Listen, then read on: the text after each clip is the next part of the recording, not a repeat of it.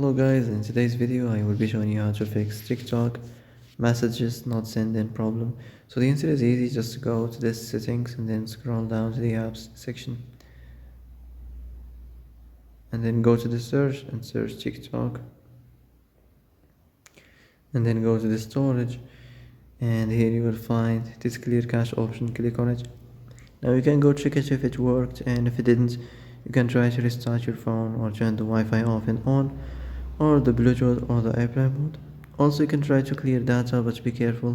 If you clear data, all these applications data will be deleted. This includes all files, the settings, the accounts, the databases, etc. So be careful if you want to clear your data. And that's it for today's video. I hope this is the answer you've been looking for. If you like this video, don't forget to like and subscribe, and see you in the next video. Thanks for watching.